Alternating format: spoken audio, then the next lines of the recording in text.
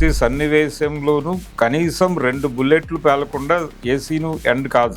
వీళ్ళు 1,50,23,240 బుల్లెట్లు కాల్చుంటారు. KGF 2 తర్వాత చాలా సంవత్సరాలకి టాక్సిక్ అనే సినిమాతో యశ్ వచ్చాడు. విజయ పరంపరను కొనసాగించాడా లేదంటే ఏదైనా కొంచెం గందరగోళంగా కనిపిస్తుంది సినిమా టాక్ అయితే, ఎలా ఉంది సార్? అంటే యష్కి ఒక మార్కెట్ క్రియేట్ అయింది, ఒక ఇమేజ్ ఏర్పడింది KGF నుంచి. అందుకని ఆ రేంజ్ మేకింగ్ ఆలోచించారు. గాడ్ ఫాదర్ ఇన్ఫ్లుయెన్స్ ఉంటుందా సార్ ఈ సినిమా మీద? ఉంది. అంటే ఈ తప్పులు కావచ్చు, అపరాధ భావం కావచ్చు, ఇవన్నిటి మీద తీసిన ఈ పాయింట్ అనేది సక్సెస్ అయిందా సార్? అంటే ఆ గిల్ట్ని ఎలా ప్రొజెక్ట్ చేయాలి అన్నప్పుడు ఆవిడ ఒక మార్గాన్ని ఎంచుకుంది. ఫస్ట్ నుంచి సినిమాకు ఏ సర్టిఫికెట్ అని, వైలెన్స్ ఉంది సినిమాలో. బోల్డ్ కంటెంట్ గురించి మాట్లాడుతూ అంటే లైక్ రిలాక్సేషన్ కోసం సినిమాలో కొన్ని సీన్స్ పెట్టారు. అంటే ఎందుకు సార్? అంటే మార్కెటింగ్ కోసమా లేదంటే సినిమాకి అవసరమా అవి పెట్టారు? అంటే వాళ్ళు అనుకున్న దానికి అవసరం. జనాలకి ఇది మోతాదుని మించిన గోల్ అయిపోయింది ఈ గన్స్ అండ్ గర్ల్స్ అనేది. ఎప్పుడైతే ఆ మోతాదు మించిందో అది వెగటెక్కింది. అంటే ఈ సందిగ్ధంలో ఉన్న వాళ్ళ సైడ్ నుంచి ఆలోచిస్తే సార్ సినిమాను అంటే పాజిటివ్ వేలో ఎట్లా చూడొచ్చు? అందులో కియారా అద్వానీ క్యారెక్టర్ కన్విన్సింగ్ గా అనిపించింది జనాలకి. నయనతార, రుక్మిణి వాసంత్ కూడా ఉన్నారు. అంటే రుక్మిణి వసంత్ది ఒక తరహా పాత్ర. ఆవిడ కూడా ఈ రిలేషన్స్ బంచ్లోకే వస్తుంది. అంటే స్క్రీన్ ప్లేని ఏ విధంగా తీసుకెళ్ళింది సార్? అంటే మధ్య ఏమన్నా ఫస్ట్ హాఫ్ లో అన్ని ముళ్ళేసుకుంటూ వెళ్ళి సెకండ్ హాఫ్ లో ముళ్ళిప్పటం అనే పద్ధతే పాటించేసింది ఎవరు కూడా. తను అనుకున్న విజువలైజేషన్ వచ్చిందా సార్? మేకింగ్ సైడ్ సినిమా పర్ఫెక్టే. ఈ సినిమాలో BGM ఎట్లా ఉంది సార్? బ్యాక్గ్రౌండ్ స్కోర్ బాగుంది. అంటే తనకు ఒక అవకాశం దొరికింది. KGF 2 తర్వాత యశ్ తన యాక్టింగ్ లో అంటే ఏమన్నా డిఫరెన్సెస్ చూపించారు? KGF క్యారెక్టర్ కి దీనికి చాలా తేడా ఉంది. కొన్ని సినిమాలు ఫస్ట్ సెకండ్ డే కొంచెం నెగిటివ్ టాక్ తో స్టార్ట్ అయ్యి మళ్ళీ వారాంతానికి వచ్చేసరికి చాలా టాప్కి వెళ్ళిన సినిమాలు కొన్ని చూసాం మనం. ఇది అలా ఏమైనా మంచి టాక్ తెచ్చుకోగలుగుతుంది అనుకోవచ్చా 1 వీక్ లో? లేదు, కష్టమే.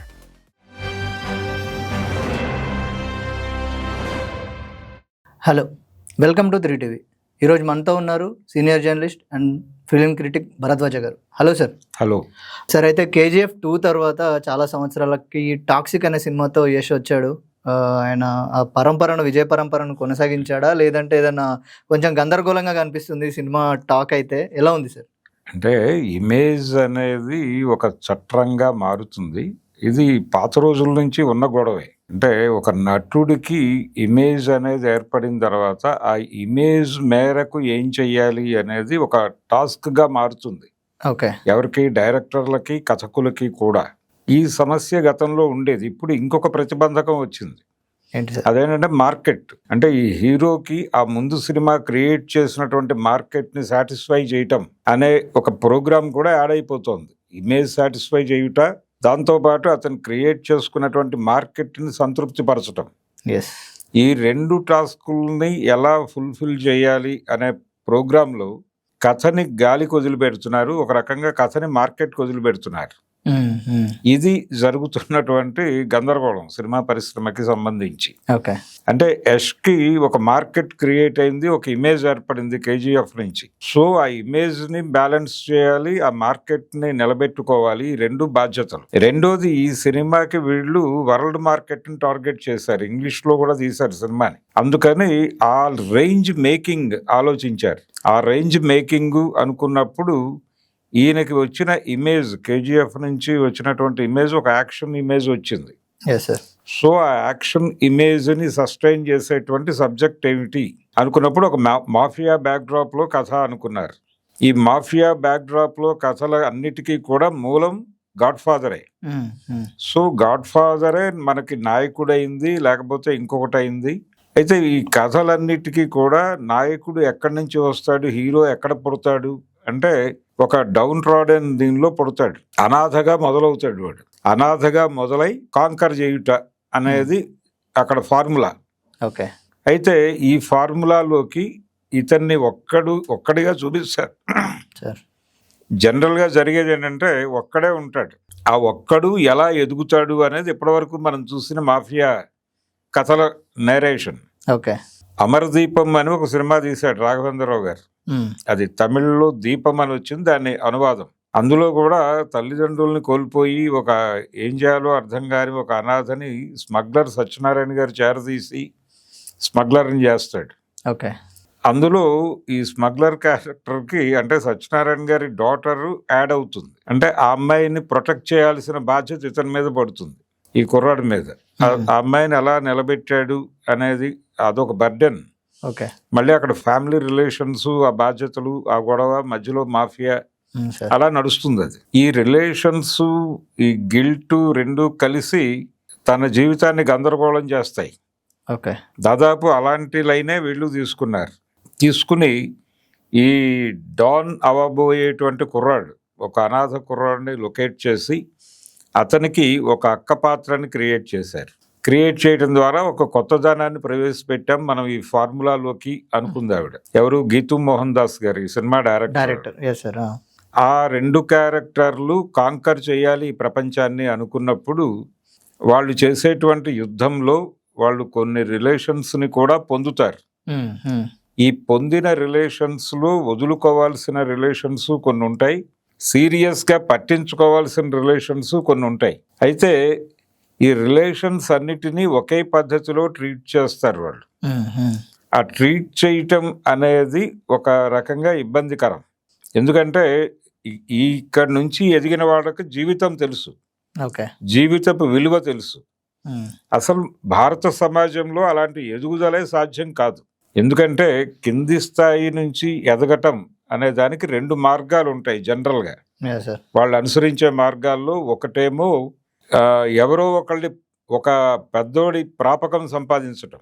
ఇప్పుడు మనం కింద సమాజం లేకపోతే అధో జగత్ సహోదరులు, లంపెన్ అని ఎన్ని మాట్లాడుకున్నా కానీ వాళ్ళందరూ కింది కులాల్లోనే లొకేట్ అవుతారు. కింది కులాల్లోనే లొకేట్ అవుతారు. ఆ లొకేట్ అయిన వాళ్ళకి జనరల్గా ఉండేటువంటి సమస్య ఏంటంటే ఎదుగుదల సందర్భంగా వాళ్ళు ఎవరో ఒకళ్ళ ప్రాపకంలోకి పెడతారు.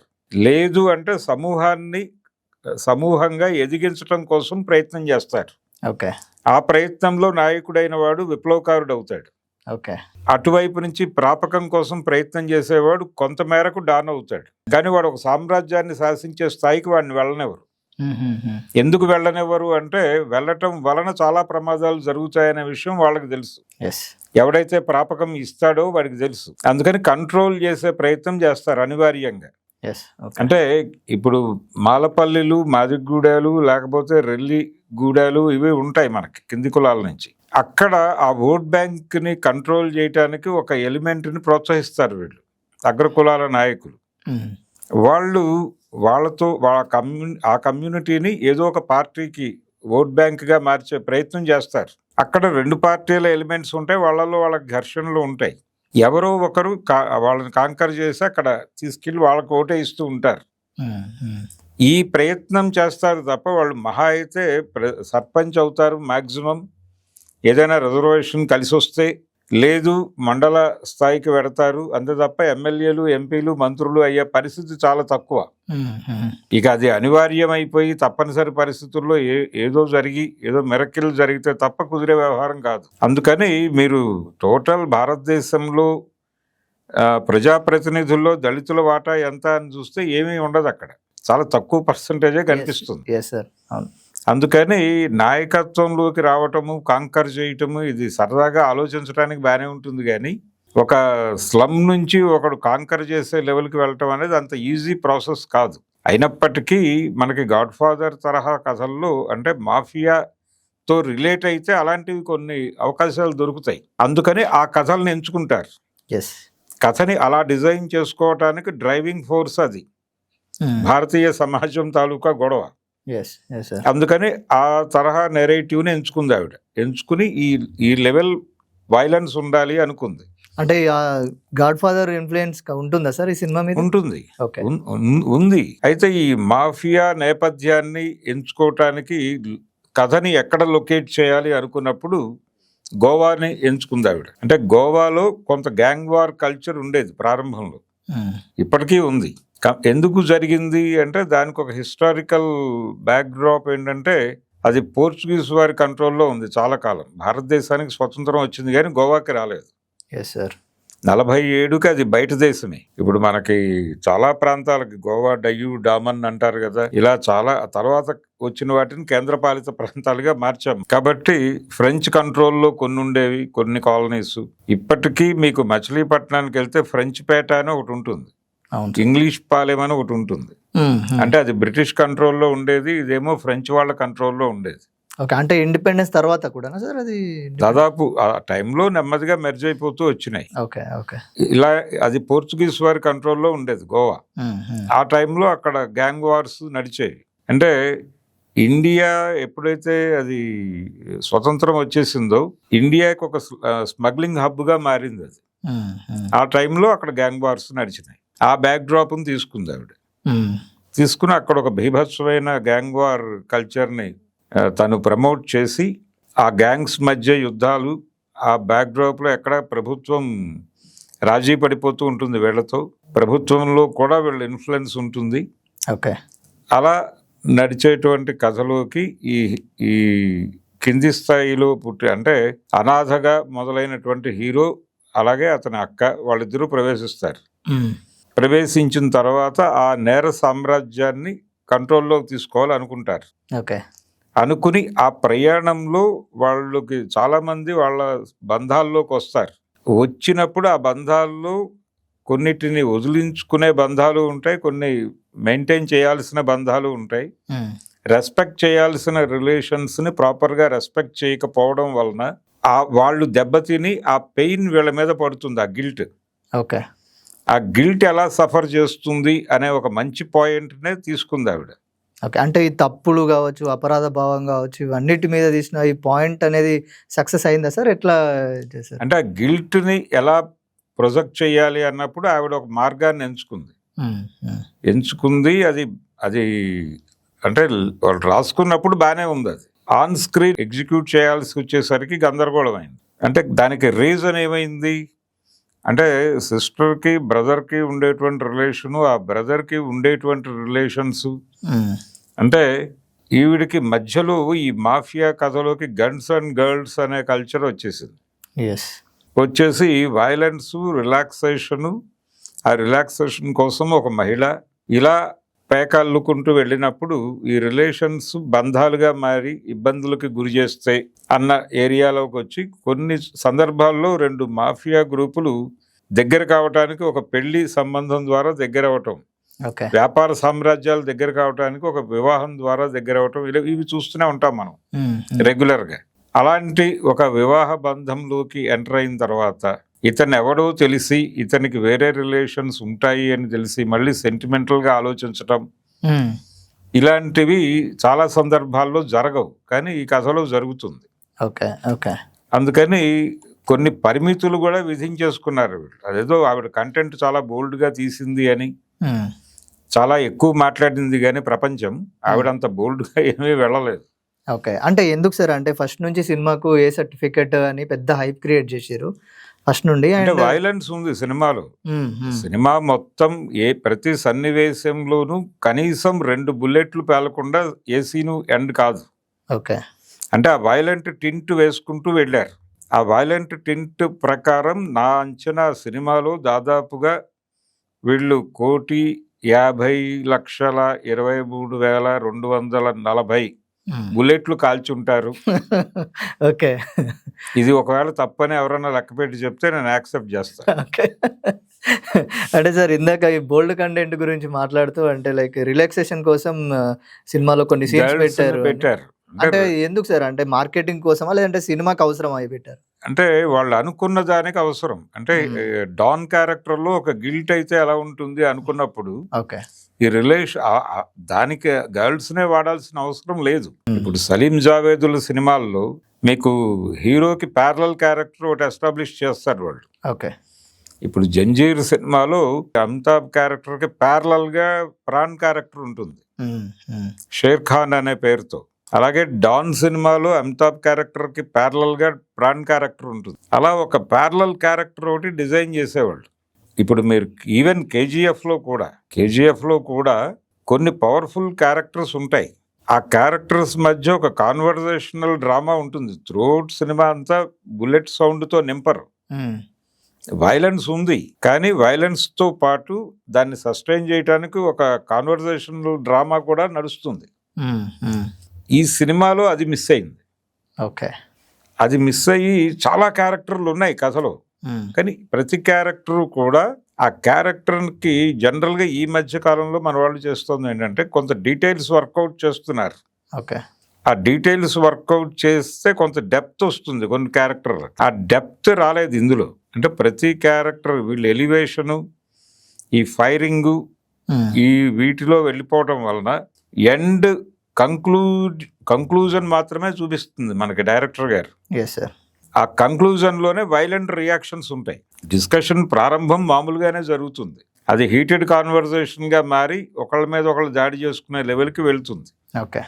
ఆ ఎండ్లో తీసుకుంటుంది ఈవిడ. తీసుకోవడం వలన ఏ క్యారెక్టరు మనకి కాన్వర్జేషనల్ డ్రామాలోకి రాదు. అందుకని కేవలం ఆ బెడ్ సీన్స్ మాత్రమే కొన్ని జనాలకి కనెక్ట్ అయినాయి. ఓకే. అది అదేమైంది, ఒకవైపు తుపాకులు, ఈ సంబంధాలు, వీటి మీదే కాన్సన్ట్రేట్ చేశారు డైరెక్టర్ గారు అనేటువంటి ఒక అపార్థానికి దారితీసింది అది. ఓకే. ఆ రిలేషన్స్లో ఒక రిలేషన్ స్ట్రైన్ అవుతుంది, దానికి సంబంధించిన గిల్ట్ ఏదో అతనిలో ఉంటుంది. ఆ గిల్ట్ అతన్ని ఎలా సఫకేట్ చేసింది, అతను దానికి ఎలా సరెండర్ అయిపోయాడు అనేది రూటెడ్గా చెప్పాలనుకున్నప్పుడు కొంత ఒక డిఫరెంట్ టింట్తో వెళ్ళాలి. అలా చేసుంటే ఇది నిలబడే సినిమా అయ్యేది. ఓకే. అది జరగల. అది జరగకుండా వీళ్ళ మీద చాలా ఇన్ఫ్లుయెన్సెస్ ఉన్నాయి. ఈ మధ్య వచ్చినటువంటి Hollywood psychological thrillers, even joker cinema చూసుంటారు అందరూ. యా సార్, అవును సార్. జోకర్ సినిమా కూడా అదే, కాబట్టి దాని ఇన్ఫ్లుయెన్స్ కూడా ఉంది వీడి మీద. Okay. Joker cinema influence, psychological problems ఇవి. ఓకే.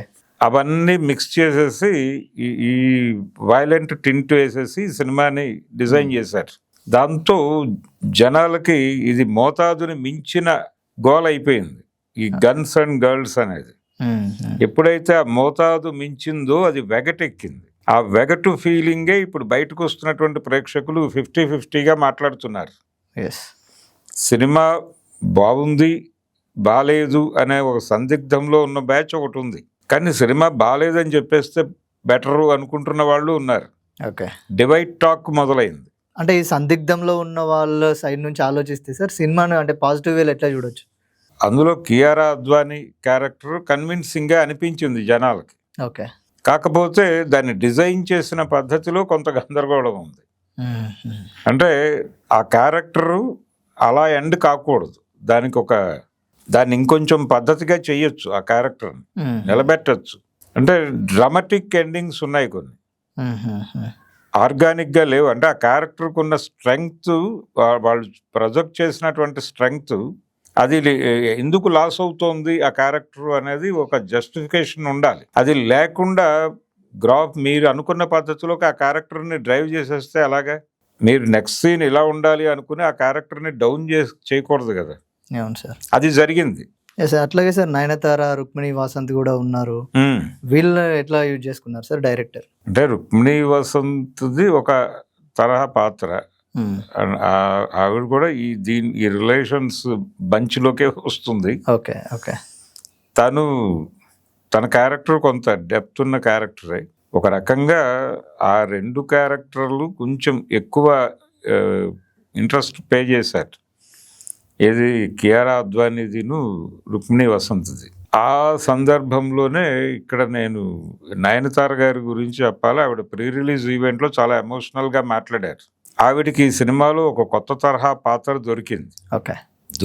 దాన్ని పూర్తిగా వినియోగించుకున్నారు. ఆవిడ పూర్తిగా వినియోగించుకుంది. ఒక యాక్షన్ బ్యాక్డ్రాప్లో నడిచేటువంటి క్యారెక్టరే అది. ఆ క్యారెక్టర్ అంటే ఒక అక్క పాత్రలో కనిపిస్తుంది ఆవిడ. ఓకే. కనిపించి తన తమ్ముడు కాంకర్ చెయ్యాలి ఈ ప్రపంచాన్ని అనే కోరికతో ఉంటుంది. ఆ కోరికతో తన పూర్తి సపోర్ట్ ఇస్తుంది. తన పర్సనల్ లైఫ్ని కూడా ప్లెడ్జ్ పెట్టి అతని కోసం నిలబడుతుంది ఆ క్యారెక్టర్. వాళ్ళిద్దరి మధ్య అనుబంధాన్ని బాగా ఎస్టాబ్లిష్ చేశారు. కాకపోతే ఈ బంధాన్ని పీక్స్కి తీసుకెళ్లే ప్రాసెస్లో అతని పర్సనల్ లైఫ్ ఆ ఏరియాలో కల్పించిన సన్నివేశాలకి బలం ఇవ్వలేదు. ఓకే. అది కూడా చెయ్యాలి. దానికి అడ్డంకిగా మారింది ఈ వైలెన్స్ అనేటువంటి టింట్. ఓకే. ఓకే. తనకి తానే ప్రతిబంధకాలు వేసేసుకుంది డైరెక్టర్ గారు. ఓకే. ఓకే. అంటే స్క్రీన్ ప్లేని ఏ విధంగా తీసుకెళ్ళింది సార్? అంటే మధ్య ఏమన్నా ఏం లేదు, అది కొంత ఇంట్రెస్టింగ్.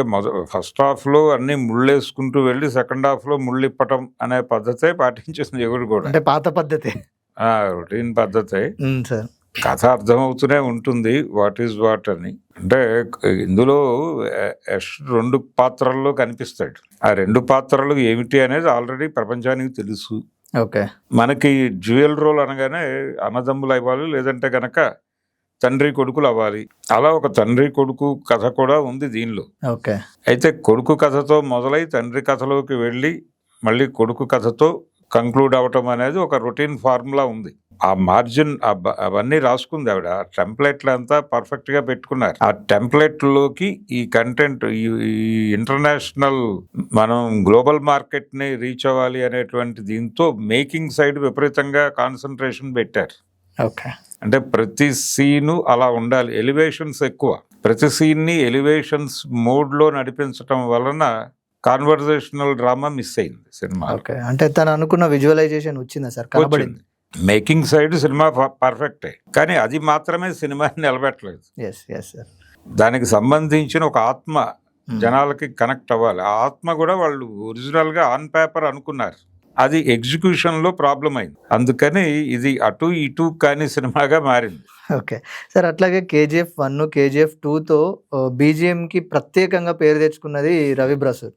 ఈ సినిమాలో BGM ఎట్లా ఉంది సార్? బ్యాక్గ్రౌండ్ స్కోర్ బాగుంది. అంటే తనకు ఒక అవకాశం దొరికింది. అదేంటంటే ఇది 67 వరకు జరిగేటువంటి డ్రామాతో పాటు ఇది గోవా సెంట్రిక్ గా నడిచే కథ. ఓకే. గోవా కొంత చైనా అటు నడుస్తుంది బార్డర్ ఏరియాల్లో. కాబట్టి ఆ ఏరియా తాలూకా లోకల్ ఫోక్ ని కూడా తను తీసుకున్నాడు. ఓకే. ఆ టైంలో నడిచినటువంటి ఆ మ్యూజిక్ ఎలా ఉంటుంది, ఆ నోస్టాల్జియా ఫీల్ ఇవ్వాలి అనేటువంటి ప్రయత్నం ఒకటి చేశాడు. అది కొత్తగా అనిపించింది జనాలకి. ఓకే. అంటే 1920s 40s అంటే టెక్నికల్ గా సక్సెస్ అయ్యారు అనుకోవచ్చు. టెక్నికల్ గా సినిమా బాగుంది. అంటే ఆ డ్యూయల్ రోల్ వ్యవహారాన్ని కూడా బాగా హ్యాండిల్ చేశారు. టెక్నికల్ గా బాగుంది. ఆ వేరియేషన్స్ అవి బాగా చూపించారు. అంతా ఓకే. కాకపోతే ఆవిడ అనుకున్న స్క్రీన్ ప్లేలో మ్యాజిక్ కూడా బాగానే ఉంది, ఆవిడ అనుకున్న పద్ధతిలో. కాకపోతే ఆడియన్స్ ని ఆ దాంతో లింక్ అయ్యేలాగా కాకుండా మధ్యలో ఈ బుల్లెట్లు అడ్డుపడ్డాయి. ఓకే. ఈ 1 సంథింగ్ ఎన్నో లక్షల బుల్లెట్స్. బుల్లెట్లు కంకర్రాయిలుగా మారి ఒక రకంగా సినిమాకి వాళ్ళు అనుకున్న సెంట్రల్ ఐడియాని దెబ్బకొట్టినాయి. అదర్వైజ్ అది మంచి సినిమా అయి ఉండేది. ఓకే. ఓకే. అంటే సార్ లైక్ KGF 2 తర్వాత యష్ తన యాక్టింగ్ లో అంటే ఏమన్నా డిఫరెన్సెస్ చూపించారా సార్? అటువంటి పాత్రనే మళ్ళీ? లేదు. KGF క్యారెక్టర్ కి దీనికి చాలా తేడా ఉంది. ఇందులో చాలా డైమెన్షన్స్ చూపించే అవకాశం దొరికింది తనకి. ఓకే. దాన్ని ప్రాపర్ గా వినియోగించుకున్నాడు తను. అంటే మీ KGF లో ఒక మదర్ ఇదే ఉంటుంది లైన్, దీనిలో అన్నీ ఉన్నాయి. అన్ని రకాల ఎక్స్ప్రెషన్స్ కి అవకాశం దొరికినటువంటి అన్ని రకాల ఎమోషన్స్ ని నడిపించడానికి తగిన స్పాన్ దొరికింది తనకి, కేవలం యాక్షన్ దీంతో పాటు. ఓకే. అందుకని డెఫినెట్ గా అవకాశాన్ని బాగా వినియోగించుకున్నాడు. అతనికి నయనతారకి ఇద్దరికి మంచి క్యారెక్టర్స్ దొరికినాయి ఈ సినిమాలో. ఓకే. ఓకే. రెండోది, ఈ సినిమాలో ప్రొడక్షన్ లో కూడా తను ఉన్నాడు. ప్రొడక్షన్ లో ఉండటం అనేది తనకు ఆ క్యారెక్టర్ బాగా కనెక్ట్ అయింది. తను కొత్తగా ఫీల్ అయ్యాడు. ఆ కొత్తగా ఏది చూసి ఫీల్ అయ్యాడో అది సినిమాలో ఆడియన్స్ కి కన్వే చేయలేకపోయారు. అందుకని మిక్స్డ్ టాక్ వస్తుంది సినిమా. సార్ అంటే మిక్స్డ్ టాక్ అనుకున్నప్పుడు కొన్ని సినిమాలు ఫస్ట్ సెకండ్ డే కొంచెం నెగిటివ్ టాక్ తో స్టార్ట్ అయ్యి మళ్ళీ వారాంతానికి వచ్చేసరికి చాలా టాప్కి వెళ్ళిన సినిమాలు కొన్ని చూసాం మనం. ఇది అలా ఏమైనా మంచి టాక్ తెచ్చుకోగలుగుతుంది అనుకోవచ్చా 1 week లో? లేదు, కష్టమేనా సార్? అంటే యూత్ వరకు కరెక్ట్ అవుతుంది సినిమా, సరదాగా వెళ్ళి చూసేవాళ్ళు ఉన్నారు. రెండోది, నిడివి కూడా 3 గంటల 14 నిమిషాల సినిమా ఇది. నిడివి రీత్యా కూడా కొంత గందరగోళం ఉంది. ఏదైనప్పటికీ సినిమా అంటే థియేటర్కి వెళ్ళి కూర్చున్న ఆడియన్స్ని మరీ అంత ఇబ్బంది అయితే పెట్టలేదు, కానీ ఏదో ఎక్కడో ప్రాపర్గా కనెక్ట్ కావడం లేదు అనేటువంటి ఒక చిన్న ఇబ్బంది ఆడియన్స్లో కలిగింది. ఓకే. అది లేకుండా చూసుకోవచ్చు. ఇంకో అంటే కొన్ని సన్నివేశాలకి ప్రాధాన్యత ఇవ్వాలి. అలాగే పర్టికులర్గా కొన్ని క్యారెక్టర్స్ని డిజైనింగ్లోనే మిస్టేక్ జరిగింది. ఓకే. దానికి అంటే ఇవ్వాల్సినంత జవసత్వాలు ఇవ్వకపోవడం అనేది. అందుకని ఇంకొంచెం కుదురుగా కూర్చుని క్యారెక్టర్స్కి డీటెయిల్స్ వర్కౌట్ చేసుంటే అలా జరిగి ఉండేది కాదు. Okay okay. అందుకని ఆ లోపాలన్నీ ఉన్నాయి. అలాగే ఈ సినిమాలో కాన్వర్జేషనల్ డ్రామా ఎప్పుడైతే మిస్ అయిందో ఇమ్మీడియట్గా వీళ్ళు ఉన్న సంభాషణల్ని పొయిటిక్ ఎక్స్ప్రెషన్లోకి తీసుకెళ్లారు. ఓకే. దాని అనువాదం అనేది ఇబ్బంది పెట్టింది తెలుగులోకి వచ్చేసరికి. అయినప్పటికీ ఏదో కష్టపడ్డారు మొత్తానికి. ఇది ఇంగ్లీషు కన్నడ లాంగ్వేజెస్లో స్ట్రైట్గా తీశారు, ఇతర భాషల్లోకి డబ్ చేశారు. హిందీ మార్కెట్కి వైలెన్స్ ఎక్కువగా ఉన్నటువంటి సినిమాలు బాగా కనెక్ట్ అవుతున్నాయి అనేది ఎక్కడో వీళ్ళ బ్రెయిన్లో ఉంది. అందుకని ఆ వైలెన్స్ డోసేజ్ కొంచెం పెంచారు. ఆ పెంచటం అనేదే చాలా చోట్ల ఇబ్బందికరంగా మారింది. Okay okay. అందుకని ఈ సినిమా ఏ రిజల్ట్ ఇస్తుంది, దీని మీద చాలా భారీ రెస్పాన్సిబిలిటీ ఉంది. ఇది కనీసం 2000 crore వసూలు చేస్తే తప్ప ఇది హిట్ సినిమా అనలేని పరిస్థితి. ఓకే. ఎందుకంటే ఆ స్థాయిలో అంచనాలు పెంచేశారు సార్ ముందుగా. మార్కెట్ అంత స్పాన్ ఉంది ఈ సినిమాకి. అంటే 500 కోట్లు కలెక్ట్ చేసినప్పటికీ ఇది ఫ్లాప్ సినిమా కిందే నమోదవుతుంది. 500 కోట్లు అనేది నథింగ్. సో ఇది గ్లోబల్ సినిమా అంటే 3000 కోట్లు కనీసం రావాలి దీనికి. అవును అవును సార్. 2000 వస్తే పర్వాలేదు. లోకల్ మార్కెట్లో అంటే పాన్ ఇండియా మార్కెట్లో ఓకే సినిమా, హిట్ సినిమా అని చెప్పుకోవచ్చు. కానీ ఇది అక్కడ దాకా వెళుతుందా అనేది కూడా డౌటే. 1000 crore వెళ్ళినా పెద్ద హిట్ సినిమాగా చెప్పుకోవట్లేదు ఇప్పుడు. Yes sir. సార్ అట్లాగే ఇరుముడి ఒక మంచి పాజిటివ్ టాక్తో ముందుకెళ్తున్న టైంలో టాక్సిక్ వచ్చి కొంచెం థియేటర్స్ కూడా చాలా వరకు తగ్గిపోయాయి. మళ్ళీ నెక్స్ట్ 2-3 డేస్లో ఇరుముడికి ఏమన్నా టాకీస్లో పెరగవచ్చు అనుకోవచ్చా సార్? థియేటర్లు ఇరుముడికి పెరుగుతున్నాయా సార్? ఓకే. రేపే పెరుగుతుంది. Okay okay. రేపటి నుంచి షోస్ పెరుగుతాయి, నెమ్మదిగా స్క్రీన్స్ కూడా పెరుగుతాయి వీకెండ్ అయిపోయిన తర్వాత. Okay okay. Yes yes. So ఇది యాక్చువల్గా టాక్సిక్ సినిమా అంటే చాలా మిక్స్డ్ టాక్తోని నడుస్తూ ఉంది ప్రజెంట్. చూద్దాం ఇంకా 2-3 రోజుల్లో ఎలా ఉంటుందో. అండ్ సార్ తన విశ్లేషణను మన ముందుంచారు. Thank you sir. Thank you.